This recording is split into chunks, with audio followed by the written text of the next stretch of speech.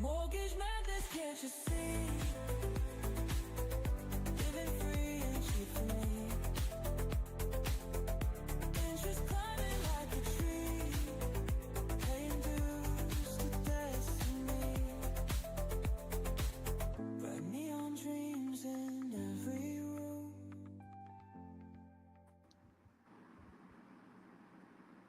Hello and welcome to season 4 of the Mic'd Up Show. I'm starting this one solo here, but this is the season where every mortgage has a story. The Mic'd Up Show has become the ultimate hub where hidden stories behind the mortgage industry come to life. Again, I'm Michael Kelleher, and in every episode, we dive deep into the entrepreneurial spirit, the strategic insights, and the breakthrough innovations that built the world's greatest mortgage companies.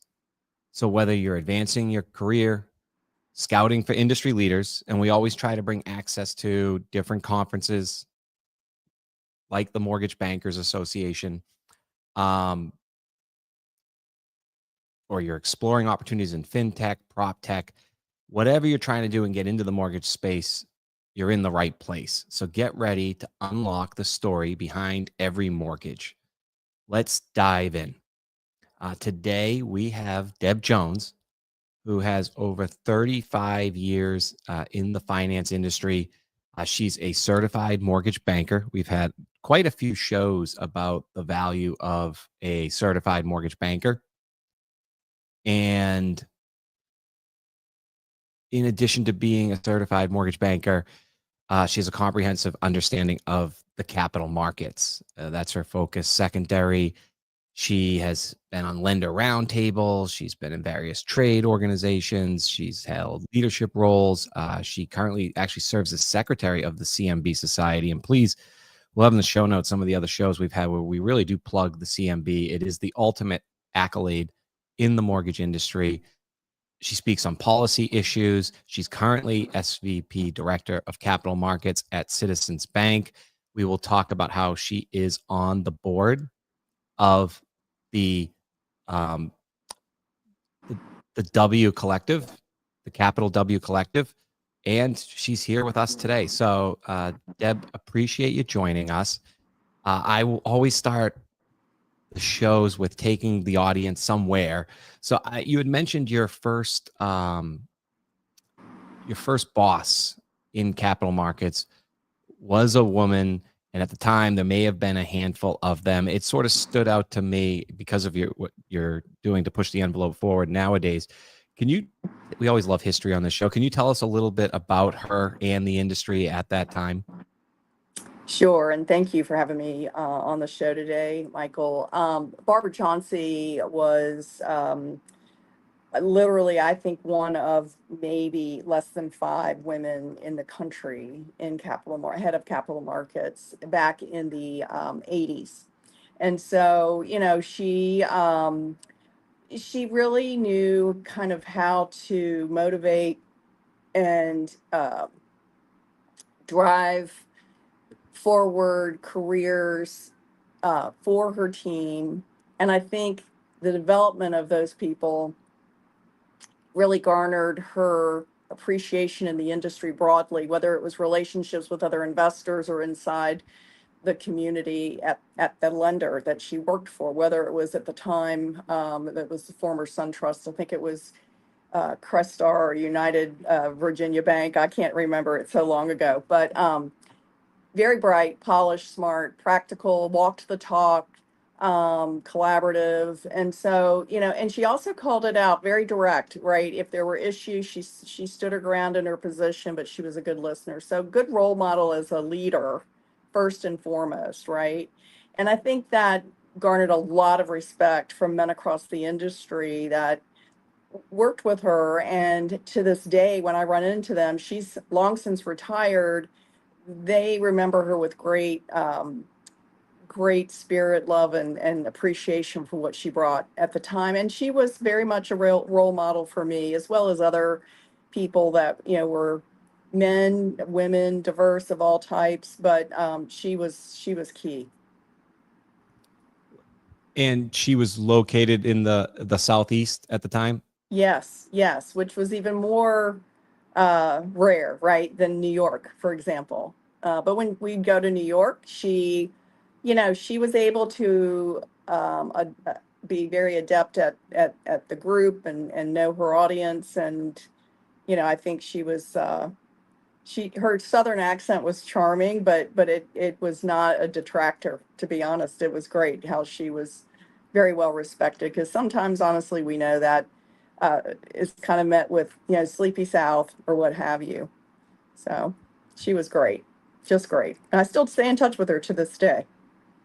Wow, she's active and curious about the industry. It seems to happen Yeah, to she many always wants people. to hear what's going on, right? But she's very well retired and relaxed. Let's just say that, because the industry at the time was going through a crisis in the 80s with, you recall, the double digit and interest rates, deregulation, which will lead to some of the other things I think we're going to talk about here today. So, and the beginning of real capital markets or secondary marketing in mortgage land with the onset of securitization from the GSEs. I know everybody says I was part of the first ARM security, and I think, a lot of lenders were, and she would claim the same.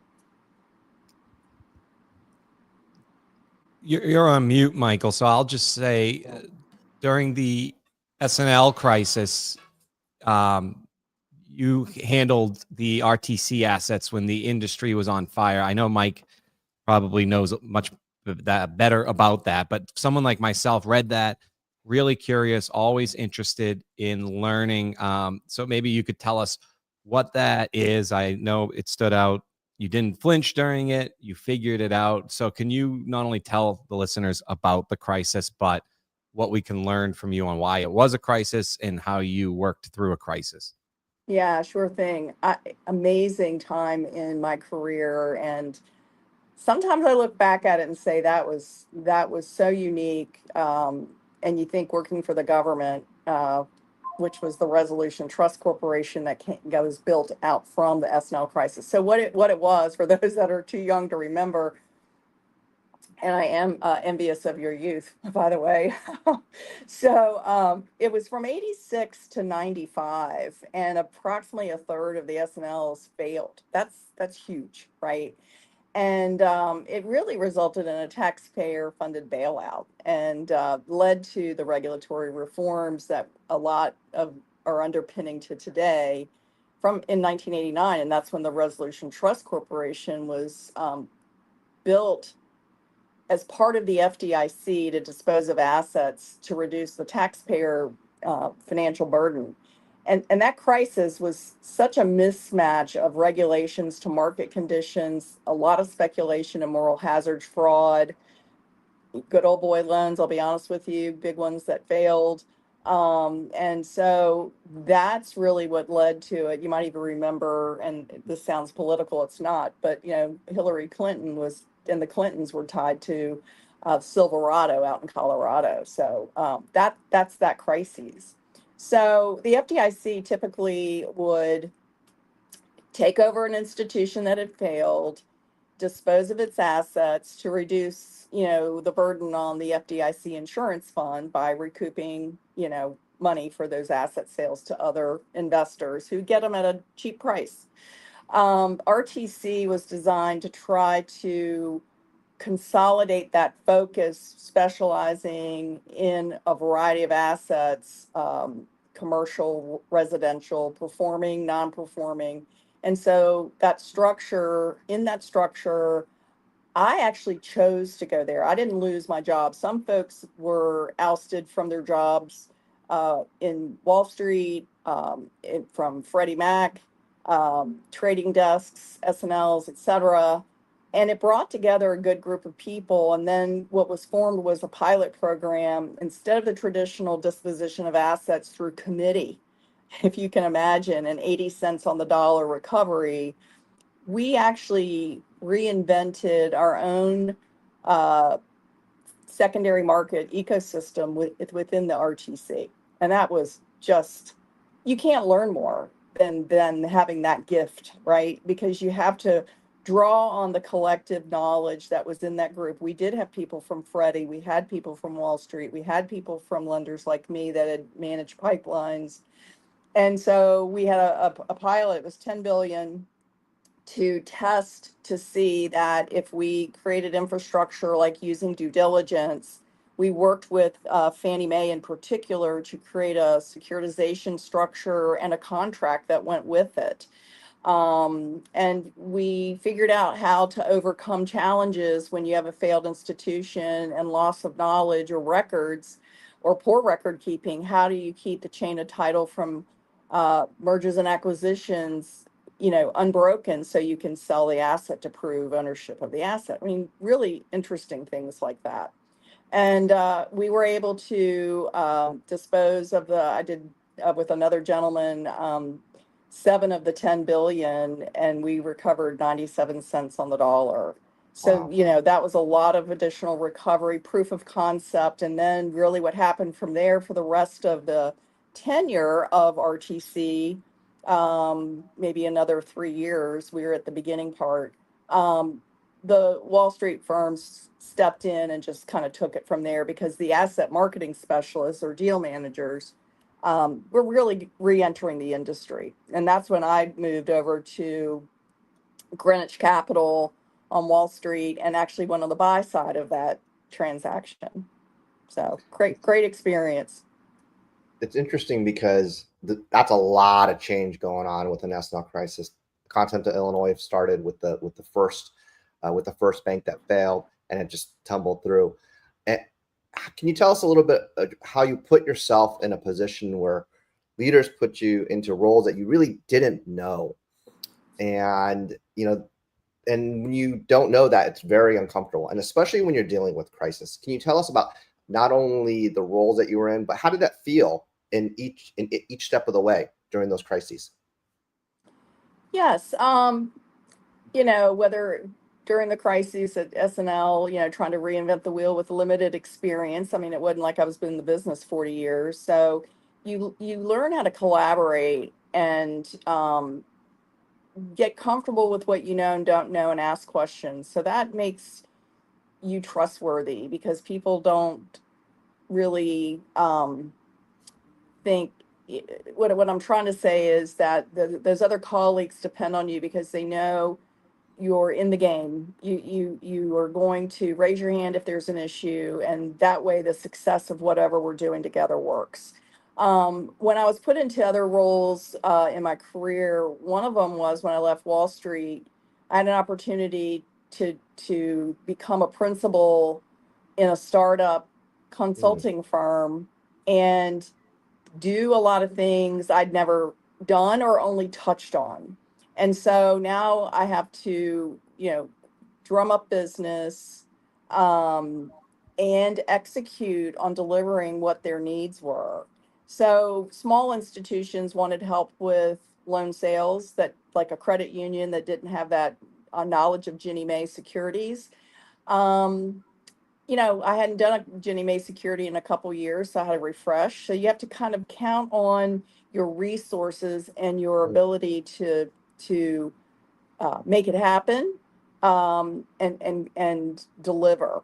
Quality control, we did that, and I certainly understood what it was. I had done some underwriting, some processing, but I would not have called myself an expert. Mm. So being resourceful is scary. There were a lot of long nights because I'm just kind of creating from the basics and asking questions, but delivered effectively. And that gives you confidence to move on. And then I was able to step into a chief administrative officer role at Charter One because of senior leadership left the company abruptly. And, next thing you know, I'm managing operations, I'm running joint ventures, I'm president of the captive reinsurance program.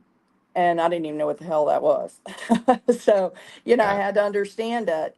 But, again, it's picking up, listening, active listening to those that are doing it. So as a leader, you need to work bottom up too. And that's what I learned. You just don't come in and go, I'm the leader and I'm going to dictate what I think.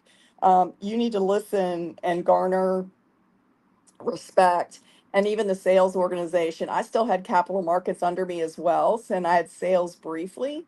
until they found a new head of sales. And I remember my head trader was teasing me saying, "Oh, now you're giving some more exceptions, price exceptions than you normally would." Because I'm like, yeah, I'm wearing two hats and it's a little more balanced. So I learned balance. That was really critical, and starting to think as a strategic business person Mm. and not just an expert in an area of the business. As a business person, when did you get affiliated, or when did you decide, you know what, I really need to join the trade organization, the Mortgage Bankers Association? When did you decide to join the MBA? And can you tell us about that experience and how it brings that feeling for you?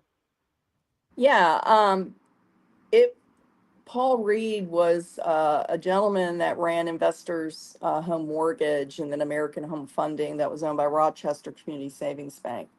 And he was very involved. So was Barbara Chauncey.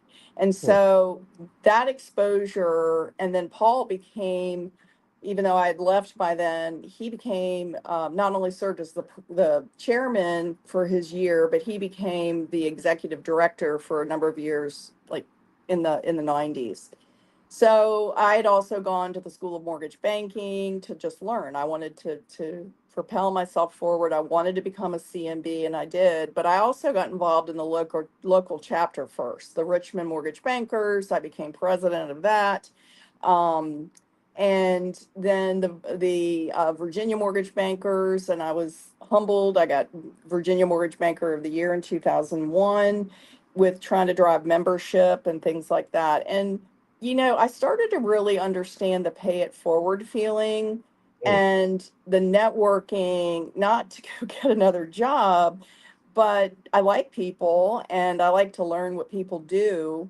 And I learned from them. And I found they were learning from me, which was humbling because I never looked at it that way. And so it became great in terms of relationship building. And now I look at the friends I've had between that era and then evolving through to today, in my role as vice chair of the CMB Society and having been head of the Capital Markets Committee at MBA after being on the committee. And you don't just show up and take these leadership positions, is my point. Career or engagement, you need to earn a right to be in a leadership role at these trades and give back along the way.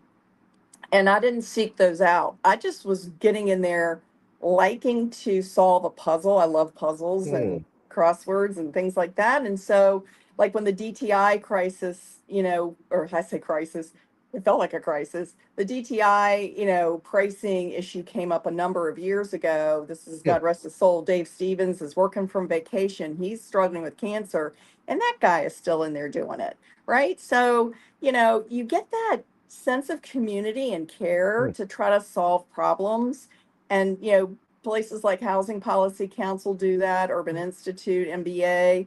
And it's awesome. And now being on the board of directors at MBA, I'm, really amazed at the commitment and the people at that table that have given their careers, whether it's a Deb Still, who was not only chair, but she's head of the Opens Doors Foundation. These are people that are passionate.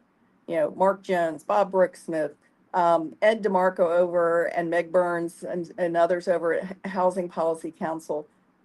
That's what they want to do. And, that's what I want to do too. I want to say, hey, how's this new Vantage score going to impact us? We won't focus on the political per se. We need to focus on what's a safe and sound way to implement something that, the government wants us to do to help customers. There are Hmm. consequences. So that engagement in the industry, long-winded answer, sorry about that, but the Fine. importance of the subcommittees is that you can actually be a voice, listen, learn, contribute, and collaborate, and make think about if we didn't do that, we'd all just do what they said, and then we'd create these costly, complex, unintended consequence outcomes. It's not to say we can't do that because that makes us lose money. It's to say, hey, there's a regulation that this DTI, if you price it this way, is going to have a negative impact on the customer, or on the lender where they have to up their price. So that's the national advocacy at MBA is where we also have this tethering to the lawmakers of our country, and like the recent trigger leads that Pete Mills and Bill Kilmer and everybody in the industry shows up in March or April of each year to the Hill and really make a difference. We certainly have our own show here on the power of the CMB. We've had our own show on advocacy and helping people prepare and why they should go down there. And I talk about how many I've been to. I do love the subcommittee. I think many people aren't aware of how easy it is to actually join a subcommittee if your parent company belongs, and how in this day and age, people are always looking for volunteers, all oars in the water at the same time. And I'm on the board locally in Massachusetts. Shout out to Very Rare for a non-lender to be on it. And it's where a lot of journeys should start. And so we try to have this show so that people can understand that the leaders like Deb are accessible, whether it's national or you would think she would be national, but you could actually just find her in Virginia or whatever other state event she's going to. The Trade Association, obviously, it just amazes me that the 30-year fixed still exists despite all these crises. So, you have to think the trade organizations that you were mentioning, like the Mortgage Bankers Association, the Urban Institute, and the other one, are a big reason why. Which one was it? HPC, Housing Policy Council. And remember, Ed DeMarco was a former FHFA director, obviously. So that's a lot of talent in Washington. Yeah, he can put a lot of people in the room, is what I've heard. And then the way those trade organizations work is obviously through sponsorship and helping that go. And it's how our show works. So we're going to take a quick commercial break, hear from a couple of our sponsors. We are always looking for more sponsors to keep the show going. I don't think there is a better show that promotes the family of leaders in mortgage like we do. And if you want to be part of it, please reach out. And if you're watching, please give us a subscribe and also listen to these vendors. And if you're in the mortgage industry, check them out and tell them you heard it here. We'll be right back. Want to take your business to the next level? As a longtime trusted mortgage service provider, Mortgage Connect works with some of the largest lenders, servicers, and institutional investors, providing cutting-edge solutions for everything from title, closing, escrow, and default to capital markets and risk solutions. Mortgage Connect brings it all to the table, redefining mortgage lending with innovative digital solutions that can elevate your bottom line. It's time to use AI to revolutionize the way you do marketing in 2025. With ADM Intelligence, we have access to 5,000 consumer data points and proprietary AI technology that helps you understand who is in your database. What's the likelihood of people to do a real estate transaction, and also who they are. So for example, someone who's 50% likely to transact the next 6 months, who's a first-time home buyer, should receive very different content than someone who is, let's say, not as likely to transact, that already owns a home. And of course, our content team will provide you with all of that turnkey out of the box to market to everyone in your database. So to learn more, come find us at ICE. If you're there, we're booth number 327, or go to our website, thinkadm.com. Love to walk you through a custom demo of how AI can supercharge your marketing this year. Where the company can do the configurability. So we have no code on this, so they can go in their settings, they can set it up all the way down to the loan officer if they want to. We also have a customer support team that's assigned to each account.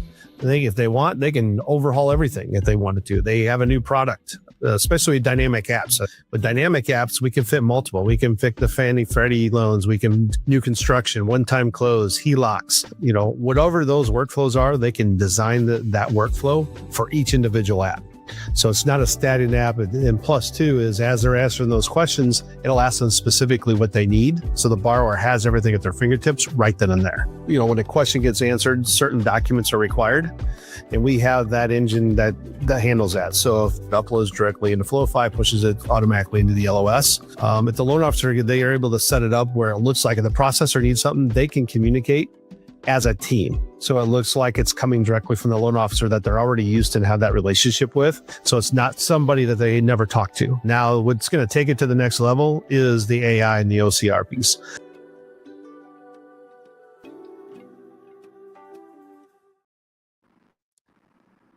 Thank you to our sponsors. We're here with Deb Jones. And Deb, I like to say there's a stigma out there.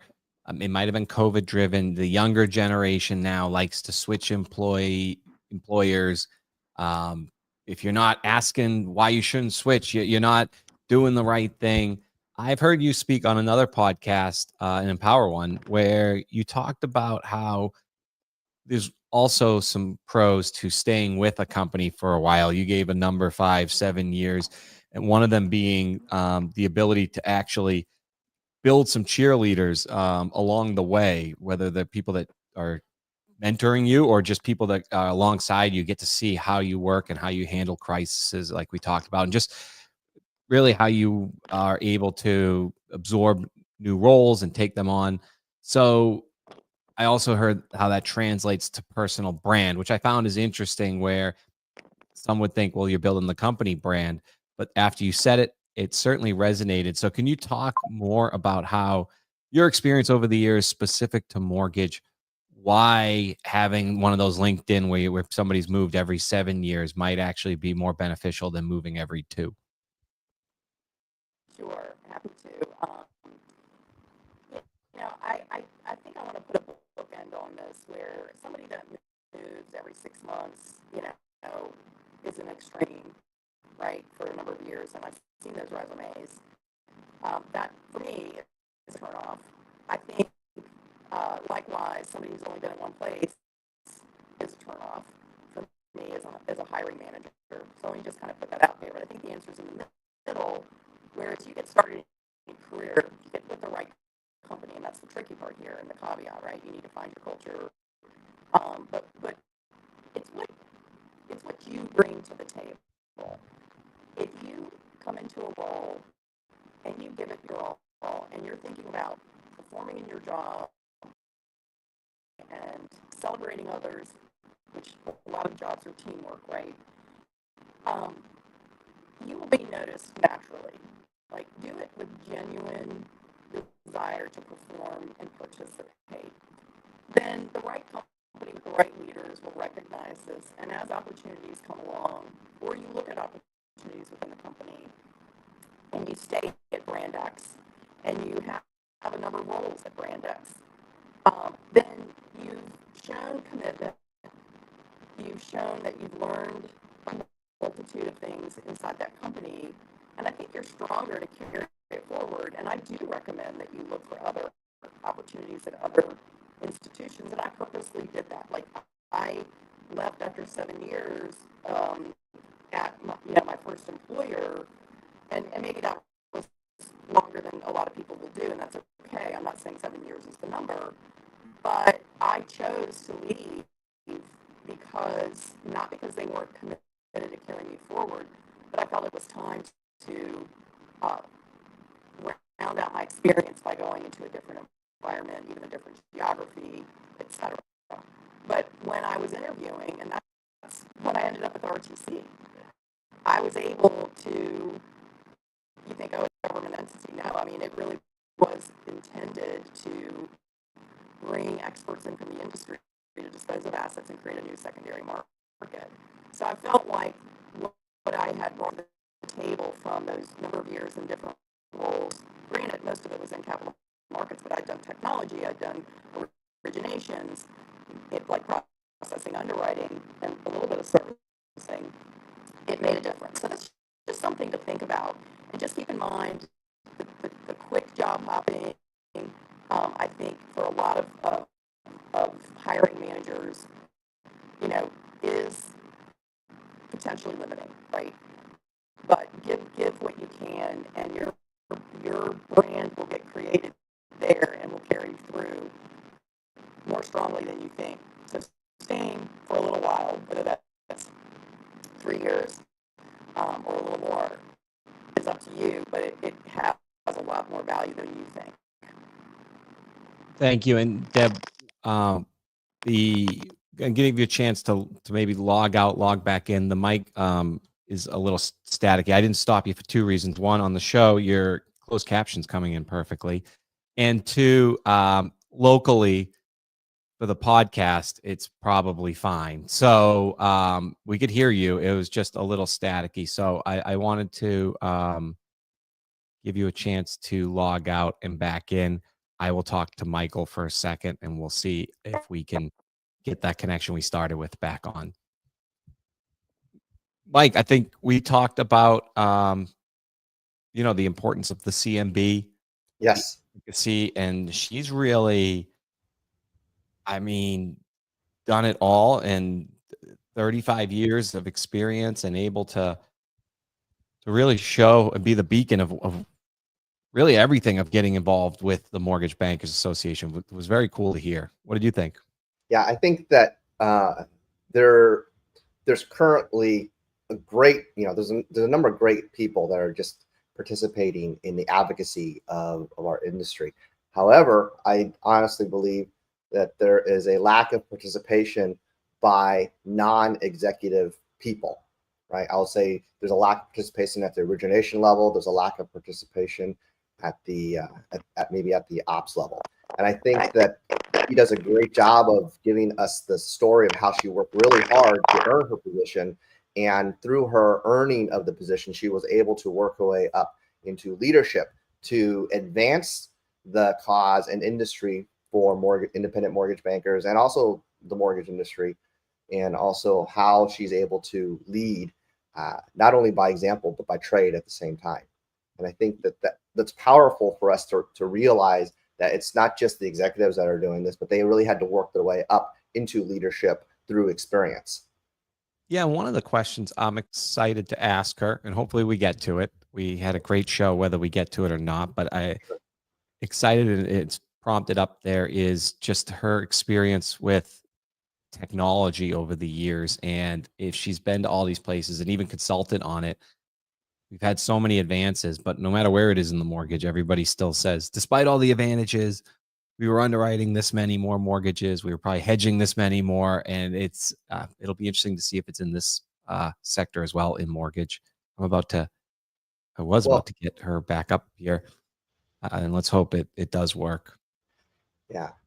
Well, I do want to mention it's hard for anybody to imagine going through two crises. The first one, the SNL crisis, and then the second, the financial crisis. So you had one in 1987, and then you had one in 2007, and so to have her acumen, her experience to lead us into the whatever could be a next one. Really, it gives us some insight of either to mitigate a crisis or to lead us into a better environment for our industry. And hopefully we don't have another one soon. And that's why Deb is paying it forward. So if this works here on the microphone, we'll continue. If not, we'll probably outro and do a mini show about the Capital W Collective. But Deb, let's find out right now. Can you tell us about the origin story of Capital W Collective? We'll tell you real quick how the mic's sounding. Sure. Early 2024, It's not. Leslie went. I think it's not worth it. Let's see. It was a little bit coming through. So it was? All right, let's try it one more time. If not, give it 10 seconds, Mike. Okay, I'll be patient. Teach me patience, Deb. Deep breath. Can you hear me? Yes. It's good. In early 2024, Leslie Winnick, Amy Creason, and Pat Peters created this idea of a nonprofit that could give back to women and their allies. So I want to be very sure that the audience understands that while there's an underrepresented group of people that maybe aren't aware of capital markets, haven't traditionally explored it, this is a way for us to use those that have been in the space, male or female, our allies, to get awareness of capital markets or help elevate, or empower them in their career. So the spectrum is still, really from anybody who's not aware of it to those in the industry, and we want to pay it forward through education, things like this, and free education, Speakers Bureau, Um, then there's some insights like what you're doing with Take Fives that would interview people in an interesting background, hopefully, and their story. And I think it just gives folks that listen to those people insight into what you can do. There's even a new mentorship series that's 15 to 20 minutes long that'll be coming out very, very soon. So the whole point is to not step over the MBA or some of the great programs or materials that others produce for their entities or the broad market, but we find that we're one of the few that focus deeply in capital markets, and it's not even just for those in capital markets. Let's say loan officers or the lock desk or the salespeople want to have deeper insight into pricing, and it's also going to range from the basics to the master class. You'll see some material that's very grassroots and simple and homegrown to more sophisticated presentations when we do our securitization series that we're working on. And what we want to do is bring people, and that's the word collective. We want to bring people into this. This isn't about, and I joined the board, last year to focus on education because it's just part of what I've been doing in the industry. What can we do to bring others who want to give back into this space? So we have sponsors, financial, we have in kind, we have individual sponsors, and we have just individual contributors, and we're just getting started. I would say we're probably a few months behind where we wanted to be in terms of producing, but you know how hard that can be. But we did get our first two videos of 4. The other 2 are going to drop this month on the basics of pricing. And we called it the fundamentals to make it fun. We're a little goofy on our video, and we're not ashamed of that. It's just a different way to talk to people. It may appeal to some, it may not appeal to others. No apologies. But at the same time, we want to look at our sponsors, and we have some fabulous sponsors. MCT and Agile are our corporate development sponsors, and they've been amazing. So, we can share content, right? That's the collective again I'm talking about. So they may bring some of their training materials forward that give others access into this collective place to find white papers, training. We may do our own. Catton, which is a law firm, is a sponsor. Poly, a PPE, Citizens, certainly because I'm involved, but I was able to appeal to sponsorship because our colleagues kept asking me, I want to learn more about capital markets so I can understand my role. So the final video that'll come out in a couple weeks is because of being a sponsor, the Citizens colleagues in different roles, sales, ops, etc., lock desk traders, take just a few minutes and say, how does pricing impact their role? So, creative things like that. We'll see where it goes, but I'm excited. We've got several other major sponsors coming along, and that will only help deepen our commitment and delivery, upgrade our website, get a CRM system so we can work on our speakers bureau, and make sure we've got people that are newer in the industry getting asked to join panels and things like that. Deb, can you tell us, take us to the first phone call or the in-person meeting when you were first asked to join the board, and how did it go from that period? I mean, of course, tons of people, but when you're asked to join leadership, can you tell us just how it went for that experience? I was really pleasantly surprised at the receptivity. I was expecting a little bit more of, look, everybody's out there doing a lot of what you do, what we want to do in different shapes, ways, and forms, but it's a lot. That's social media today and how we communicate. So where do you add different value to somebody who wants to participate and or sponsor? So, we just didn't apologize where we're starting. Yes, we need money, but we're also going to give blood, sweat, and tears. This is our mission. And the feedback I got was, I'm contributing over here at X, Y, and Z, and I don't feel like I'm getting out of it what I wanted. So I want to show my brand, my company cares and wants to contribute in education and evolving the next generation of mortgage bankers, right? So that was a surprise to me. Very happy about it. So that was my first experience, and that's been 9 out of 10 of my experiences. Yeah, I find the industry falls short on the video you're talking about where people say how pricing affects them. When you go in and you consult or shadow people, finding out what that actual person does and documenting it, it never reaches like the community or the mainstream. And so there really is not a huge breakdown of what people do. There's a little bit of what people should do. It's great to see you're bringing it to light, especially on the capital markets side. I really like this question as I was writing it down. But what are you most proud of the Capital W Collective is building that no one saw coming, or maybe you didn't even see coming?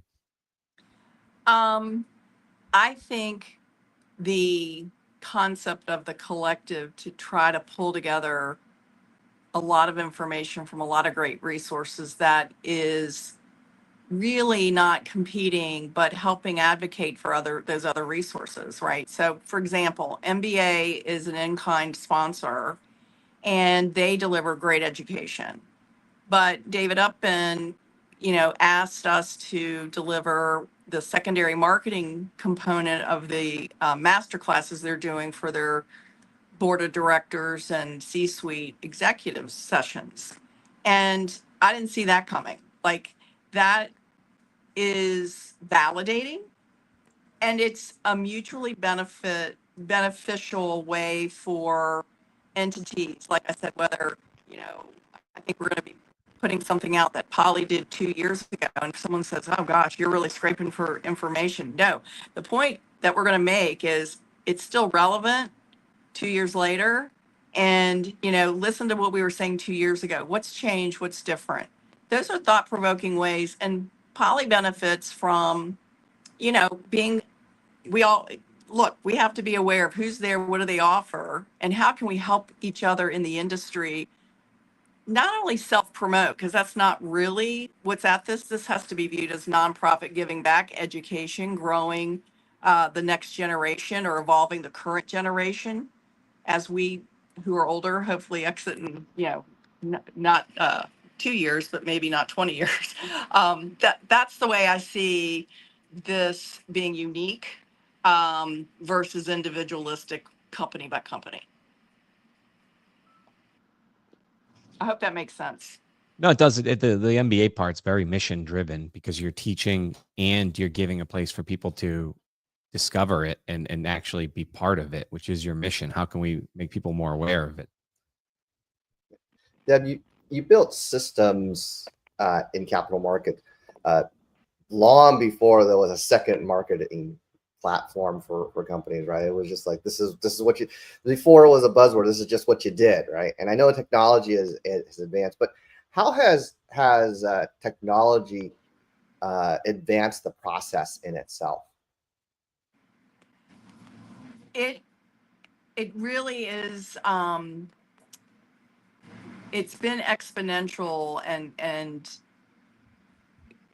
more so in the last 10 years, right? So when you go from the beginning where you're using the servicing system output on closed loans on the servicing system, a yield book, a calculator, HP 12C, I still have my 40-year-old original one, to, using DBase, Basic, Fortran, Lotus, to, then the QRMs of the world that come into play. And, somebody asked me recently from an entity that said, oh, we have the first hedging optimizer, and they're a great company. I don't say this with any dismissiveness, but it shows that the younger generation isn't maybe aware of the competition. So I called QRM, who I'm a client of and a fan of, And I said, hey, I remember using the Hedge Optimizer way back in the beginning as we were trying to look at scenarios, right? So this is part of your tech evolution. And I said, have you kept up with it? And they said, oh, yes, we have. We have done this. You can do it in the cloud. You don't have to do it in the system. Still think it's a great tool. And yet at the same time, a lot of large lenders that have more staff and more sophistication with quantitative analytics and so forth can build separate tools, not to compete or replicate, a lot of times to validate. So then you learn how to become efficient and evolve. That best execution is where we really needed to get to in the last 10 years when you have spec pool trading versus that wasn't even a word, 30 years ago, specified pools. And faster ways to do it, which is the next iteration through the AI. Where can you leverage AI in a process efficiency way and still have the human intervention to make judgment calls that I frankly think that, AI can't see at the moment, right? You can't eliminate the human entirely, but the PPE engines and I think the one missing piece that still has to evolve better is all these vendors out there, and we're putting multiple vendors together for technology, PPE, LOS, hedge risk management system, title vendors, credit report, all of the above. They have to, instead of competing with each other and saying, I'm not going to integrate this PPE into my LOS, you better let the industry choose what it wants to choose and tether the two so that you can have this seamless experience for yourself as the client and ultimately the customer to have not even lights out processing, but kind of lights out processing like you do in operations these days. You need to think about, I'm going to lock the loan. You might you might lock it in Blend, you might lock it in the PPE, but they all have to talk to each other real time and update each other. And I need to see it as fast as I can, not overnight, so we can hedge, effectively. So the connectivity still has room to be efficient across all platforms, but I see the momentum picking up.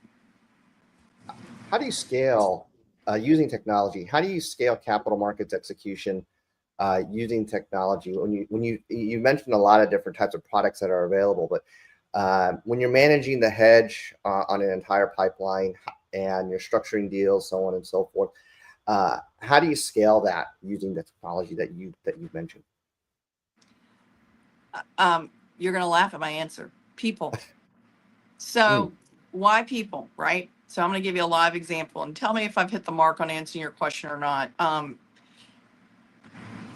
A number of years ago, I had a very small staff, very good staff, and we had good technology. Again, I think QRM is, for me, the right platform, and our own homegrown pricing engine, and then our own PPE.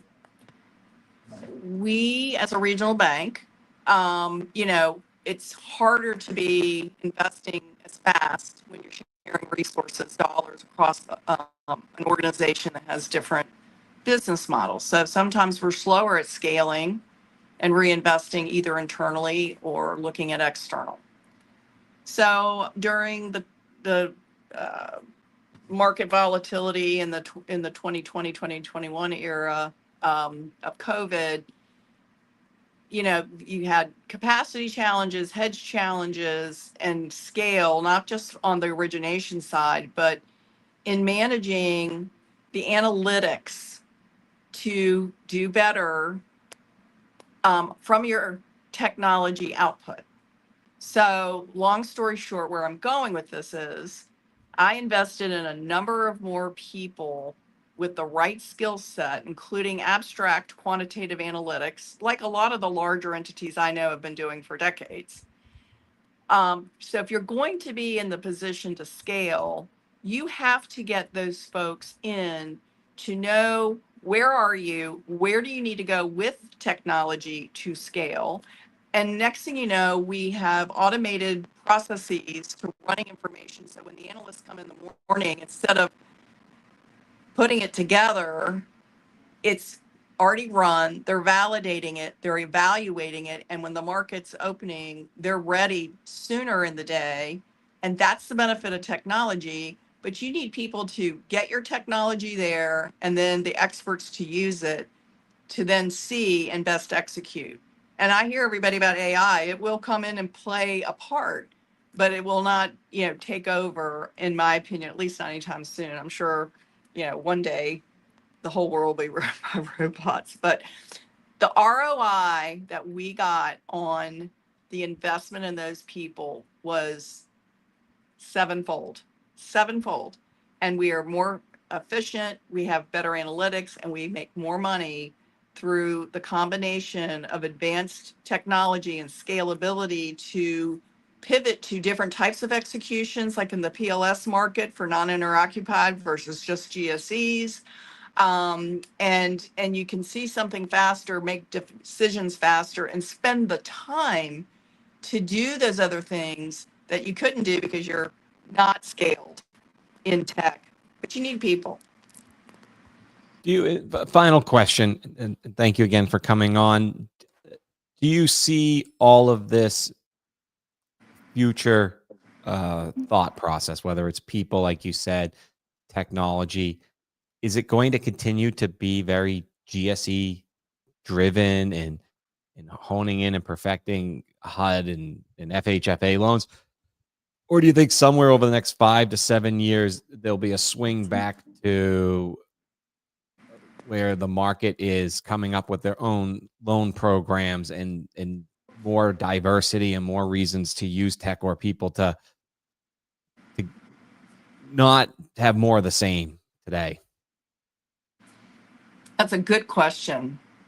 And one I think we are all talking and thinking about. So you've hit the pulse of what is in front of us and ahead of us. And I can't say I know the answer, but I think as we chew on it and we think about where does the 80% get addressed as efficiently as possible and supported by whom?